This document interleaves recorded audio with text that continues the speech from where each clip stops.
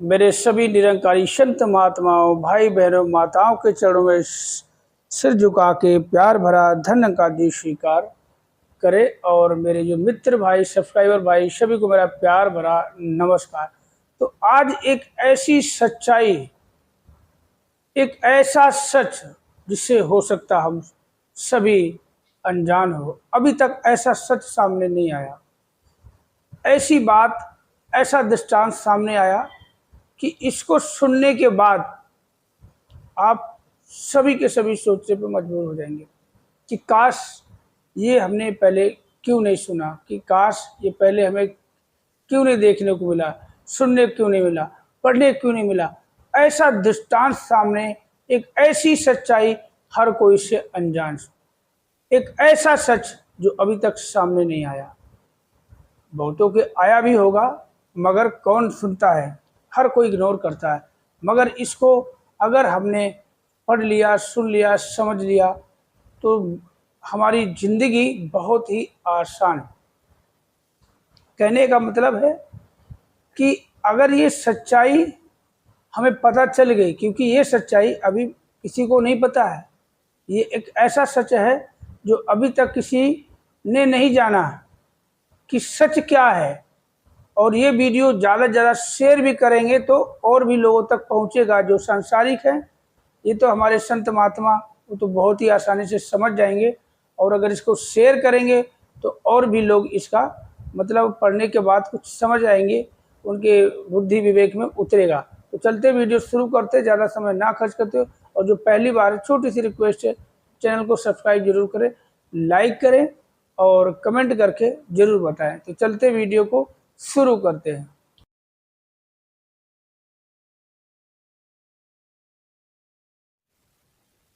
तो ये दृष्टांत जो आपके सामने रखने जा रहा हूँ, स्किप नहीं करना, क्योंकि शुरुआत में आपको वो बात नहीं पता चलेगी जो हम आपको बताना, जो सच्चाई कहते हैं। ये एक ऐसी सच्चाई जो अभी तक हमने सुनी नहीं है, देखी नहीं है, पता नहीं है, एक ऐसा सच जिससे हम अभी अनजान हैं।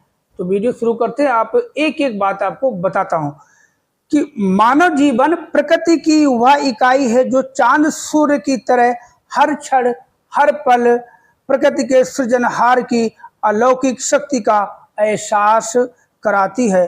सारी प्रकृति में से मानव ही प्रभु की ऐसी रचना है जो इस शक्ति की अनुभूति कदम कदम पर करता है। इसके भाग्य में आया है वह विवेक जो इसे अपूर्ण से पूर्ण, अल्पज्ञ से सर्वज्ञ, नाशवान से अविनाशी और रचना से रचनहार तक की पदवी दिला सकता है। इस विवेक प्राप्ति का केवल एक ही स्रोत है, वह है पूर्ण पुरुष अर्थात सतगुरु के असीम चरण। मानव शरीर, देखिए इतने अच्छे दृष्टांत, जो सच है हम इससे अभी अनजान है। मानव शरीर करके प्रकृति और आत्मा करके परमात्मा का स्वरूप है। हर जिंदगी जिसमें शारीरिक सुख, शारीरिक भूख और तृप्ति, शारीरिक आकर्षण और वासनाएं भरपूर हैं, वह अशांत, डुलायमान और दुखदायी हैं, जो अन्य योनियों से किसी तरह भी उत्तम नहीं है। हर वह जीवन जिसमें प्रभु इच्छा और समदृष्टि, सर्वत्र प्रेम और भलाई, परोपकार और मिठास भरपूर है, वही जीवन अमर है, शांत और पूर्ण है। जैसे बाइबल में भी कहा गया है। क्या कहा गया? बहुत ही ध्यानपूर्वक सुनने योग्य है, ध्यान से सुनना। जो अपने सांसारिक स्वभाव के अनुसार जीवन गुजारते हैं, सांसारिक होते हैं, और वे जो आत्मा के अनुसार जीवन गुजारते हैं, आत्मिक होते हैं। शारीरिक स्वभाव का अर्थ है मौत और आत्मिक होने का अर्थ है जीवन और शांति। शारीरिक स्वभाव रखने वाला परमेश्वर का वैरी है, क्योंकि वह उसके नियम को नहीं मानता और ना ही मान सकता है। वह जो शारीरिक स्वभाव रखते हैं, परमेश्वर को खुश नहीं कर सकते। शरीर साकार है और इसकी आवश्यकताएं और उनकी पूर्ति भी प्रत्यक्ष है, परंतु आत्मा निराकार है। इसलिए इसकी आवश्यकता और तृप्ति भी सूक्ष्म है। इसका आत्मा का एहसास सतगुरु से मिली विवेक बुद्धि से पहले हो ही नहीं सकता। यानी कि जब तक सतगुरु की कृपा नहीं होगी ये चीज हमें नहीं मिल सकती। बहुत ही अच्छे दृष्टांत को आज मैंने खोज निकाला है जो आप सभी को बता रहे हैं। ये सच्चाई ऐसी है, शुद्ध और अशुद्ध, सत्य और झूठ, अच्छे और बुरे की पहचान करना ही विवेक कहलाता है। मानव ना ही शरीर, ना ही बोल, ना ही बुद्धि, ना ही जाति पाति, ना ही वर्ण, ना ही कुल और ना ही खानदान है। मानव तो केवल चेतन है जो सब में व्यापक चेतन सत्ता का रूप है। जैसे कहा है, हो ना ही तन मन वचन बुद्धि जात वरण कुल एक, मैं तो चेतन सबन में या को कहत विवेक। कितना अच्छा दृष्टांत है। मैं एक बार फिर से दोहराता हूं, मानव मतलब जो मानव इंसान ना ही शरीर है, ना ही बोल है, ना ही बुद्धि है, ना ही जाति पाति, ना ही वर्ण, ना ही कुल और ना ही खानदान है। मानव तो केवल चेतन है जो सब में व्यापक चेतन सत्ता का रूप है। जैसे कहा है, आपको सुना दिया, एक बार फिर से सुना देता हूं, हो ना ही तन मन वचन बुद्धि जाति वरण कुल एक, मैं तो चेतन सबन में या को कहत विवेक। बहुत अच्छे दृष्टांत आपने सुने और आगे भी सुनते रहना, स्किप नहीं करना। और ये विवेक प्राप्त होता है, कहां से प्राप्त होता है? सत्संग द्वारा। सबकी पूंजी एक ही है, सब कुछ सत्संग में ही है, बाकी कहीं कुछ नहीं है। सत्संग द्वारा जब मानव का विवेक जाग उठता है तो वह तन मन धन की शक्तियों का सही प्रयोग करने लगता है।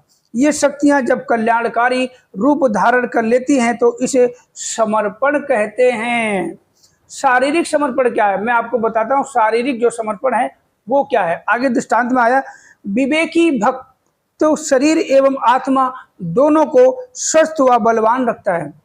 शरीर उसकी आत्मा का मंदिर है और आध्यात्मिक विकास का साधन।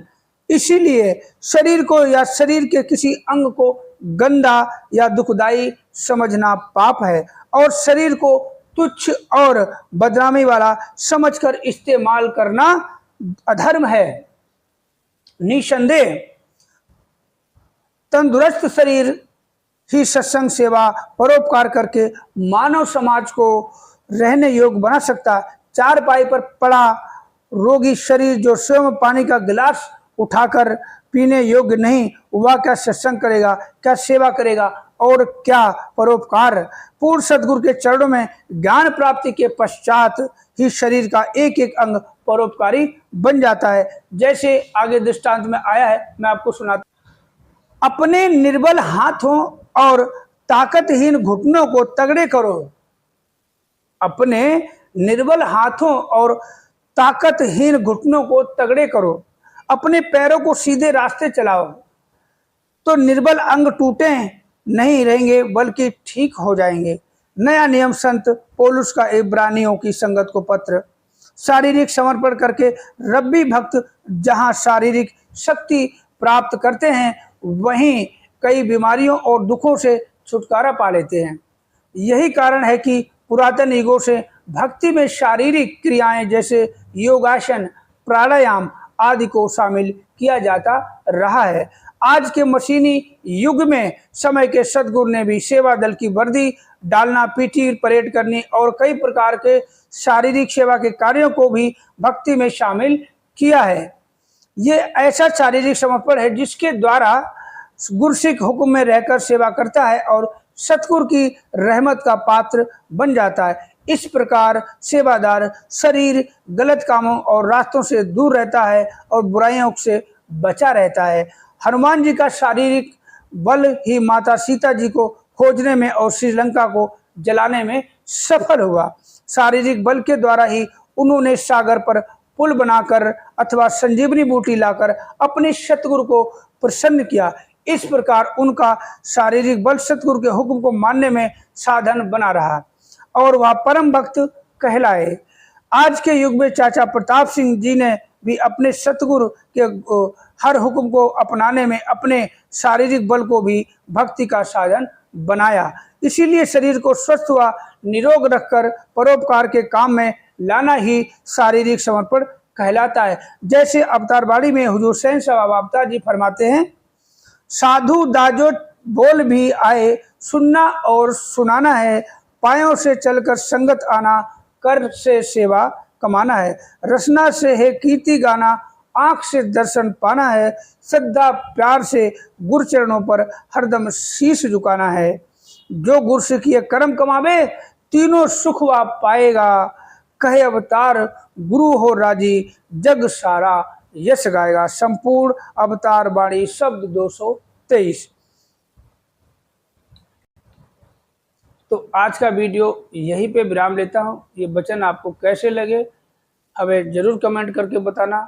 और आज देखो, दास को जो भी मिलता है सामने पढ़ता रहता, ये आप जी की कृपा है, आप जी का प्यार है जो हमें इस लायक बनाया। नई किताबें तो सालों से पढ़ी हुई थी, यही किताबें पढ़ी हुई थी, बस लेके रख रखी थी, पढ़ने का मौका ही नहीं मिला, कभी पढ़ते नहीं था, मगर आप जी ने बना दिया। कहते कोई तो जरिया मिलता है, परमात्मा पता नहीं किस जरिए से क्या करवा दे।